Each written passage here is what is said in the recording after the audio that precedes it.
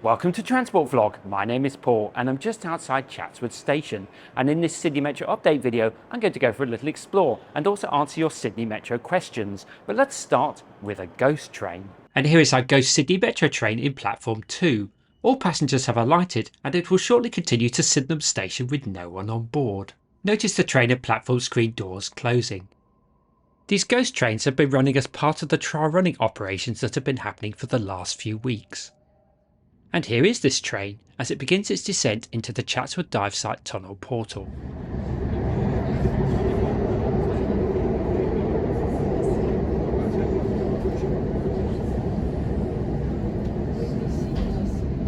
So now on the Mowbray Road Bridge, and I've got my Lumix camera all set up to film a few metro trains coming into and out of the Chatswood Dive Site tunnel portal. If you're wondering what trial running is, well, it's the process of operating trains to the proposed timetable and undertaking simulations of service disruption and emergency situations. This is an important step in ensuring that people are trained and systems are thoroughly tested prior to passengers coming on board. I've done many update videos covering the construction of the Chatswood Dive Site portal, and I'll link to the playlist containing these videos in the description. Now both train and metro together, and no surprises on which one is faster.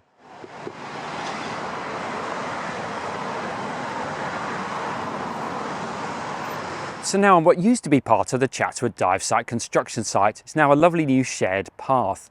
And this seems a good place to talk about service frequency. So peak times, Monday to Friday, a train every 4 minutes.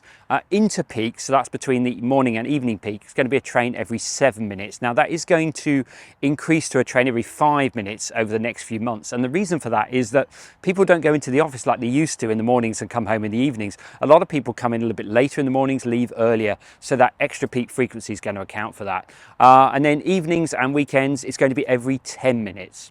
Okay, so I'm going to kick off with some questions from my Patreons first. So this is from Alex. He's actually got 4 questions. So which station that you haven't seen are you most looking forward to visiting and why? So there's 3 stations I haven't seen: Crow's Nest, Martin Place and Gadigal. And of those, Gadigal didn't have an open day, so nobody's really seen that. I can't watch other videos of that station. So Gadigal is the station I'm most looking forward to seeing when it opens. Alex's next question is, which of the stations that you have visited are you most looking forward to seeing opened? That's got to be Victoria Cross. Okay, Alex's third question is, which station is going to experience the biggest change in traveller behaviour from day one? That's got to be Chatswood. That's going to be really interesting. I'll definitely be doing a video there once the metro opens. And his last question is, how will the Sydney Metro opening affect the way that Sydneysiders think about how travel could and should be in the future? I think it is going to massively increase their expectations of expecting more faster and reliable services. The good thing is we do have other metro lines being built, so that's going to sort of help as well. So I think it's going to be quite a big change. It's going to increase people's expectations for sure. Now, if you like personalised responses to your questions, then do support me on Patreon at any level. There's details in the link below. Now on the 144 bus to the new Crow's Nest metro station. The Pacific Highway entrance is all complete, but with the roller shutters down, it's not possible to see inside. Crow's Nest Station did have an open day back in May, which my friend Sean attended, and you can see his video of this open day via the link appearing in the top right now. The footpath that runs alongside this entrance has now reopened, with new paving slabs, plants, seats and the usual vehicle barriers. And black ink interiors appear to have taken all the retail spaces that are within this station building. Okay, so I've been looking forward to this day for many months. It's Sunday the 4th of August, and this was the day that Hume Street in Crow's Nest was going to reopen. But it didn't quite make it. And on the other side of Hume Street is the start of the services building, and along the Pacific Highway side, this building contains a huge bicycle parking facility. On the corner of Hume Street and Clarke Street is the second station entrance-exit building, and this is the entrance on Clarke Street. It's integrated into this new commercial building above, and this is still being completed. However, the station entrance is finished, with the new paving and vehicle barriers in place. It's very quiet at the moment, but this will soon become a hive of activity when this station opens. Okay, now some questions from my YouTube audience. I'm going to start with one from Robert. He's asking about how the intercity services and stopping patterns might change once the metro opens. I don't think anything's going to happen initially. but I'd like to think that maybe more trains will stop at Sydenham, so the Wollongong and Kiama trains will stop at Sydenham in the future. I'm not sure what the plan with that is. The major City Trains timetable change is actually going to happen when the Bankstown line closes, so we'll hopefully find out more about that soon. Looking further ahead, with the Airport Metro line, yes, I'm sure we'll see the Blue Mountains train stopping at St Mary's, and going even further ahead to 2032 when City Metro West opens. Yes, I'm sure we'll also see intercity services stopping at Westmead. Okay, question from Hidden AU. If you had a chance to make one change to the metro system, what would it be? Okay, I'm going to assume you mean the 3 lines. So the change I would make, it would be on the Western Sydney Airport Metro. I would add a station at Claremont Meadows, because they're actually excavating for a service facility anyway, and there's quite a lot of houses and population in that area, so why not have a station there? How many Sydney Metro carriages were built? Well, for the opening of the North West Metro back in 2019, there were 22 6-car sets. I'll let you do the maths for that. And then for the City and South West extension, an additional 23 6-car sets have been built. And one set of the original 22 has special monitoring equipment to monitor the tracks and the overhead catenary. Okay, a question from Paper Aeroplane. If you were forced to cancel one station between Chatswood and Sydenham due to project constraints, which one would it be? That is like taking your favourite album and saying, if I had to get rid of one track, what would it be? It's incredibly difficult to answer. And actually, I think every single station has a purpose, has a really important purpose. So I'm going to say none of them. Now at the northern entrance exit to Victoria Cross Station. This is on Miller Street, close to the corner with McLaren Street. This has been finished for quite a while now. This is also a services building, and just like at Crow's Nest, this includes a large secure bicycle parking facility. I attended the Victoria Cross Station open day earlier in the year, and this is how it looks inside.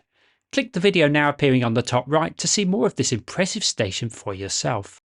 Now at the Denison Street entrance, and this is looking pretty much finished. It's sandwiched between 2 new small commercial buildings, and many of the retail tenancies within this entrance and on the laneway above have now been let. This includes McDonald's, with their prominently displayed M sign, along with Top Impression and Mary's on either side of the entrance. Now for the main entrance on Miller Street, and work is continuing to finish the plaza area. This is the other end of the laneway, so looking towards Denison Street. Although the station entrance exit building is finished, there is still lots of work to complete the integrated station development above, and this will continue after the station opens. Now heading into the North Point food court for our next Q&A. So a question now from Trevor about the different voltages used on the different Sydney Metro lines. So Sydney Metro City and South West is 1500 volts DC, and that's because it's using existing train lines that have been converted, so the Bankstown line, but also the Epping to Chatswood line. Now Sydney Metro West and the Western Sydney Airport Metro, because they're brand new metro systems, they're going to be 25 kilovolts AC. That's much more efficient, less substations required. And if the airport metro was extended to Schofield or Tallawong, then yes, a change of trains would be required. Okay, some questions now from William at Waratah Transit. First one is, will you do an update on the Western Sydney Airport Metro line? The answer is yes, and I would have done more of them if it hadn't been for the fact there's so much else going on at the moment. But definitely in 2025, I'll do more updates on Western Sydney Airport Metro. Next one, how many train stations have you been to? The answer is I don't know, because I've not actually kept count, but I have been on the entire Sydney Trains network. Will you do a video on the Sandown line? Well, the short answer is yes. I always plan to do that after the what's left of the Carlingford line video, but then just other things happened. So, but yes, hopefully in 2025 I'll do that. William's last question, when will the South West Metro line open? That's going to be later in 2025. Here's an interesting question. Does the Sydney Metro infrastructure allow for having 7-second musical jingles played before the train doors close, like they do in Japan? Well, I would say that that's probably a software thing, so a software update could probably allow that to happen. So I think if the New South Wales government think that that could be a thing in the future, then I don't see why not. Okay, time now to head under the harbour, or in my case over the harbour, to have a look at Barangaroo. On Monday the 29th of July, the precinct around the Barangaroo Metro station opened to the public, with just the lifts fenced off and the shutters down on the escalator entrance. Barangaroo Station also had an open day, and it's very impressive inside. And it's all revealed in this video now appearing on the top right. One thing that has opened here is this new bus stop. It's Stand D and is served by buses going towards Millers Point. The service pods are now getting some brick cladding. This is the heritage interpretation of the Barangaroo Boat that was found in this very location. Back then, the seawall was right next to where the Barangaroo Boat was found.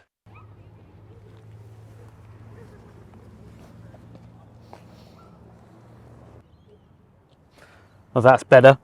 Time for another Q&A. What is the interchange plan between Barangaroo Metro and Barangaroo Ferry Wharf?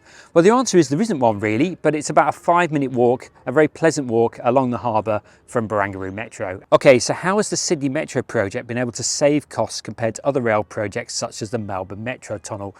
I don't really know what Melbourne Metro Tunnel is actually costing. I think there's probably two reasons. I mean, project management is often a key part to saving costs and good planning in the first place.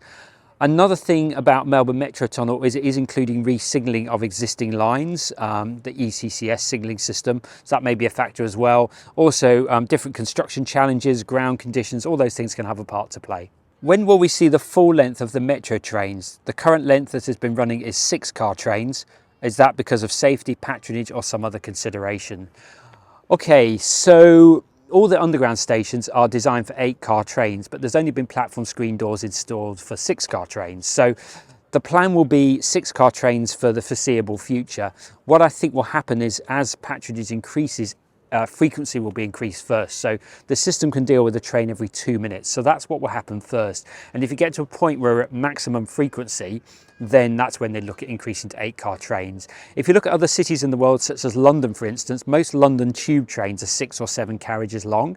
So 8-car trains are quite unusual on metro systems anyway. Do you think to reduce costs, Sydney Metro should try and reduce the... Okay, just had a bee land on me. Doesn't seem in any rush to go away, so I guess he's going to be my friend for a little while. Oh, there we go. Okay, so B has gone. So next question is from Ultra XD. Do you think to reduce costs, Sydney Metro should try and reduce the size of stations? I know the City Line stations are amazing, but yet huge and expensive compared to the lower cost of stations on the North West Line and even in places like London. So I think on the Northwest Metro, they're smaller because patronage is lower. In the CBD, where patronage is going to be a lot higher, they've been designed for future capacity.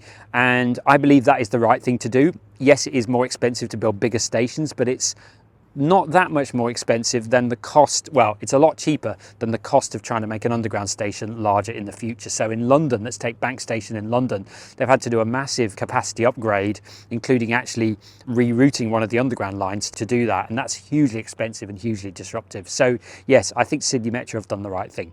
Now on my way to Martin Place Metro North, and very little remains of the Hunter connection and other buildings that used to be in this area.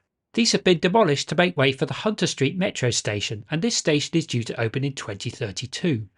Now at Martin Place Metro North, and this is the entrance on the corner of Hunter Street and Castlereagh Street, and it leads directly to 4 escalators. This is looking into the station from the glass windows on Hunter Street. Now for the second entrance, which is on the corner of Hunter Street and Elizabeth Street. The reflection of vehicles on the glass balustrades is a little surreal. As this entrance is higher, it is necessary to use these stairs or one of the 2 lifts, and step-free access to these lifts is available on the Elizabeth Street side. Although I didn't make the Martin Place Metro Station open day, a video magically appeared on my channel afterwards, so you can see the whole station for yourself. That's now appearing on the top right. Okay, time for some more questions. This one's from Tom. What will be the first station that will be an interchange between 2 different metro lines? So that will be Hunter Street Station when that opens due in 2032. That will have an underground passageway that will go straight to platform level at Martin Place. So no tapping off or tapping on required. Okay, so now for a question that's come from Twitter. This is from Jono Pro Bono. He's asking, he's got 2 questions. One is, which Sydney Metro stations will be the fastest to use the lifts versus the escalators? Well, I think we might have to do some races when the Sydney Metro extension opens. I know that Epping certainly is much quicker to use the lifts to get down to the platforms than the escalators, as I found out last week when I was there. All right, his other question is, what is the criteria for Sydney Metro to operate 2-minute headways? And if so, does Sydney Metro have the capability of altering the speed of the escalators to cater for increased demand for stations during peak times? So there's kind of 2 questions there. So firstly, the 2-minute headway. The signalling system is designed to cater for 2-minute frequencies. To do that, we're going to need more trains. So it's not something that can be done overnight, but certainly as patronage increases, they can order more trains and go up to a 2-minute headway. Speeding up the escalators, I think there's some safety issues with that. That probably means they won't go any faster than they do now. But the stations are certainly designed for, capacity of like at 2056. So I don't think there's any issues, particularly here at Martin Place, of capacity when the frequency does increase. Okay, another Twitter question, this time from Keith. what kind of speeds does the metro get to between stations. So the top speed is 100 kilometers an hour, and there's quite a few bits where trains will get to that, especially some of the longer sections between stations, such as between Cherrybrook and Epping. Now open is the One Elizabeth Integrated Station development, and this includes two alternative ways into Martin Place Metro North. This one is on Elizabeth Street and is marked by a glass canopy and this circular planter below it, and it already has quite a few plants. These escalators and lifts go to the One Elizabeth lift lobby above, and there are also stairs to provide access from the station and from Hunter Street as well. Now for a closer view of the escalators, along with the stairs behind and on the right. The lift doors are on the Hunter Street side, and behind them is a wonderful place to look down into the new metro station below. This is looking into the entrance level, with the Mobius sculpture taking centre stage. You can also see the stairs that lead up to the entrance exit on the corner with Elizabeth Street. And now looking down into the concourse level below. You can now see the top of the lift shaft. This is for the lifts that go from the concourse level to the platform level. And now two of the lower escalators are coming into view. And now glimpses of the platform level below, which is 25 metres underground. Now platform level again, with both the lower sets of escalators in view. And now the concourse level again, and returning to the entrance level. The large floor-to-ceiling windows that face Hunter Street allow natural light to permeate all the way down to platform level. This passageway straight ahead goes to the Elizabeth Street corner exit, and on the right will be a retail outlet. The sculpture on the wall is known as the Magic Circle and is designed by Claire Healy and Sean Gadero. And this sculpture called Shelter of Hollows is by Michaela Dwyer. And now for the Tom Bass Fountain, which dates back to 1962. This was salvaged when the P&O building was demolished to make way for this new station. And to the left of this fountain is a connection to the rear of 50 Martin Place.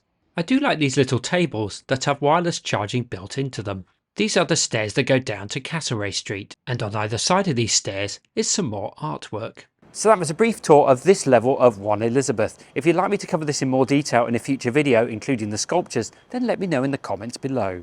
So now at Martin Place Metro South, and this is the Castlereagh Street entrance, and on the left is the upper level that has two lifts for step-free access. And on the right are the stairs that go down to the Elizabeth Street level. Right next door is the main entrance to the 39 Martin Place Integrated Station development. It's slightly raised from the street, but there is a step-free way in from the station entrance. Access is also possible from Martin Place via these stairs, and from here you can see the escalators that go up to the lift lobby level above. And the lighting within this part of 39 Martin Place is very opulent. From the middle windows you can see the 4 escalators that go down to the concourse below. And to the right of this is a retail area that is likely to be on 2 levels. Passengers coming from Martin Place will go past this retail outlet to access the Elizabeth Street entrance to this station. And here is this entrance, with more artwork from Michaela Dwyer, along with the escalators on the left and the stairs to Castlereagh Street straight ahead. So now leaving Martin Place, and I realise that almost 20 minutes has gone by in a flash, so I'm going to split this into 2 videos. So I'm going to end part 1 here, and I'm going to do a part 2, which is going to cover Gadigal, Central, Waterloo and Sydenham. It will have more Q&As and a general update as well. So if you enjoyed this video, do give it a thumbs up, give it a like, leave a comment or question below, subscribe if you haven't done so already. Also do consider joining me on Patreon, there's a link down below, and I look forward to seeing you in the next video soon. Bye for now.